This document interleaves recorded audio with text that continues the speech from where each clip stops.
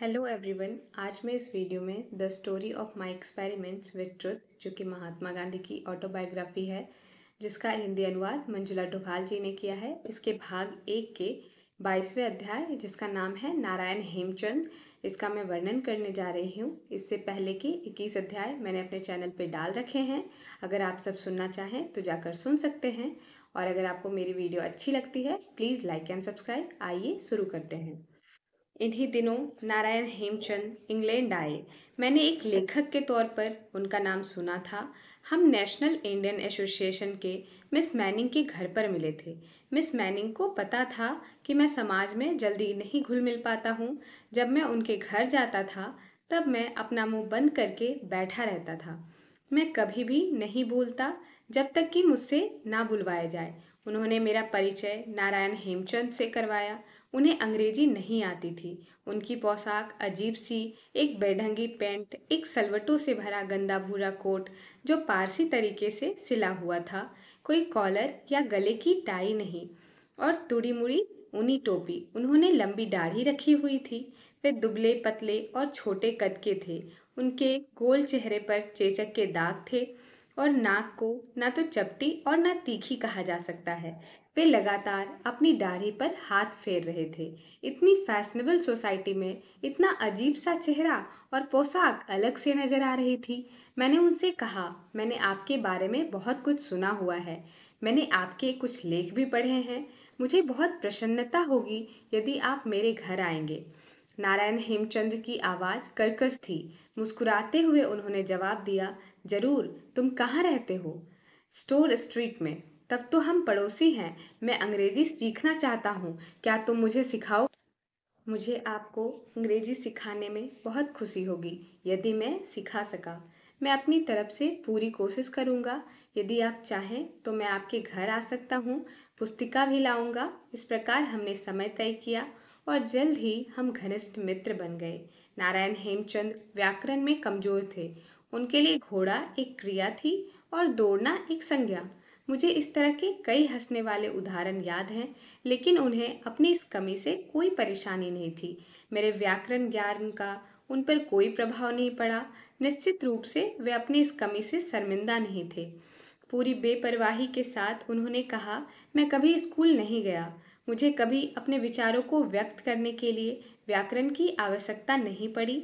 अच्छा बताओ, क्या तुम बंगाली जानते हो? मैं जानता हूँ। मैंने बंगाल में यात्रा की है। यह मैं था जिसने महर्षि देवेंद्रनाथ टैगोर के काम को गुजराती भाषी दुनिया तक पहुंचाया, और मेरी इच्छा है कि अन्य भाषाओं की साहित्यिक संपदा का गुजराती भाषा में अनुवाद करूं।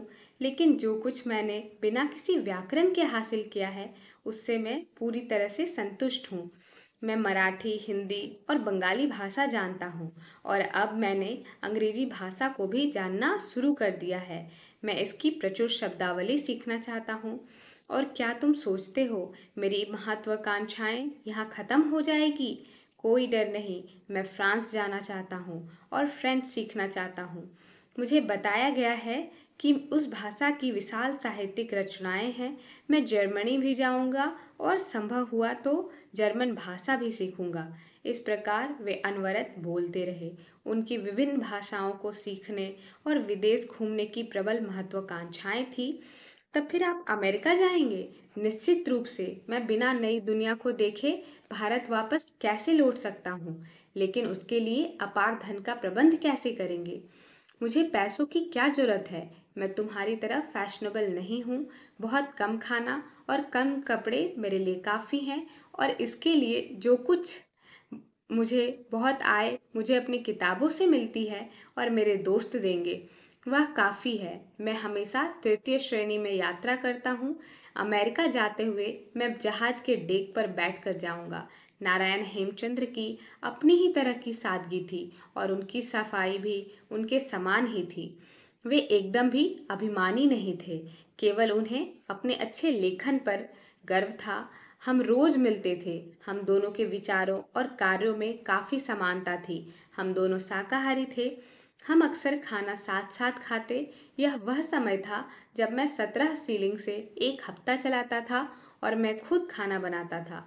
कभी कभी मैं उनके कमरे में जाता और कभी वे मेरे कमरे में आ जाते।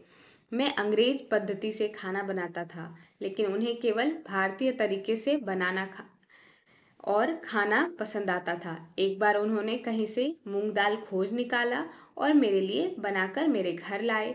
मैंने उसे बहुत स्वाद के साथ खाया। इसके बाद से हम दोनों नियमित रूप से व्यंजनों की अदला बदली करते। मैं अपने पकवान उनके यहाँ ले जाता और वे भी मेरे लिए कुछ न कुछ लाते। हर एक की जबान पर कार्डिनल मैनिंग का नाम था। बंदरगाह के मजदूरों की हड़ताल खत्म हो गई थी। यह सब जॉन बर्न और मैनिंग के प्रयासों से हुआ था। मैंने डिज़रायली की कार्डिनल की सादगी के प्रति श्रद्धांजलि के बारे में नारायण हेमचंद्र को बताया। तब मुझे उन महात्मा से जरूर मिलना चाहिए, उन्होंने कहा। वे एक बहुत बड़े आदमी हैं, आप उनसे कैसे मिलने की अपेक्षा रखते हैं? क्यों, मैं जानता हूँ कैसे। तुम उन्हें मेरे नाम से पत्र लिखो, उन्हें बताओ कि मैं लेखक हूँ और स्वयं उन्हें इस कल्याणकारी कार्य के लिए बधाई देना चाहता हूँ। और यह भी लिखो कि तुम्हें मैं एक द्विभाषीय के तरह लाना चाहता हूँ, क्योंकि मुझे अंग्रेजी नहीं आती। मैंने इसी तरह का पत्र लिखा। 2-3 दिन के अंदर ही कार्डिनल मैनिंग का जवाबी पत्र आया और हमें मिलने का समय दिया। हम दोनों तय सीमा पर कार्डिनल से मिलने पहुंचे। नारायण हेमचंद उसी अवस्था में गए, उसी पैंट और कोट में। मैंने उनका मजाक बनाना चाहा। वे हंसे और उन्होंने कहा, तुम सभ्य लोग कायर हो। महान व्यक्ति कभी व्यक्ति की सूरत नहीं देखता, वह केवल उसके हृदय के बारे में सोचता है। हम कार्डिनल के विशाल भवन में पहुंचे। जैसे ही हम बैठे, एक लंबे दुबले पतले वृद्ध सज्जन सामने आए और हमारे साथ हाथ मिलाया। इस प्रकार इन शब्दों में नारायण हेमचंद ने उन्हें अपनी शुभकामनाएं दी। मैं आपका ज़्यादा समय नहीं लूँगा। मैंने आपके बारे में सुना और मुझे अच्छा लगा कि स्वयं आकर आपने हड़तालियों के लिए जो कुछ अच्छा कार्य किया है उसके लिए बधाई दूं। मैं दुनिया के साधुओं से मिलता रहता हूँ, इसलिए मैंने आपको यह कष्ट दिया। जाहिर है कुछ उन्होंने गुजराती में कहा, यह मेरा उसका अनुवाद है। मुझे खुशी है कि आप यहाँ आए। मुझे आशा है आपका लंदन प्रवास आपके अनुरूप होगा और आप यहाँ लोगों के संपर्क में रहेंगे। ईश्वर आपका भला करे। इन शब्दों के साथ कार्डिनल खड़े हुए और गुड बाय कहा। एक बार नारायण हेमचंद्र धोती कुर्ते में आए। मेरी भली मकान मालकिन ने दरवाजा खोला।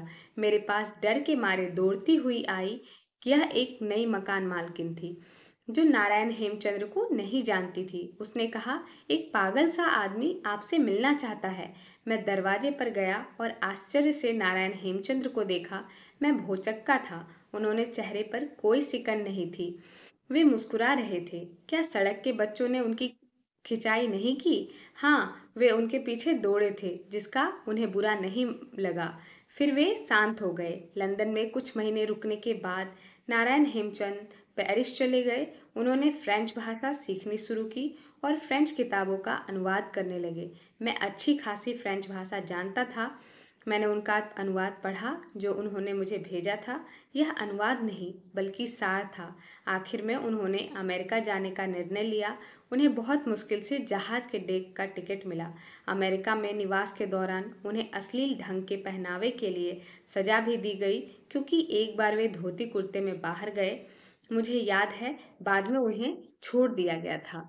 धन्यवाद मेरे इस वीडियो को पूरा देखने के लिए। अगर आपको अच्छी लगी तो प्लीज़ लाइक एंड सब्सक्राइब।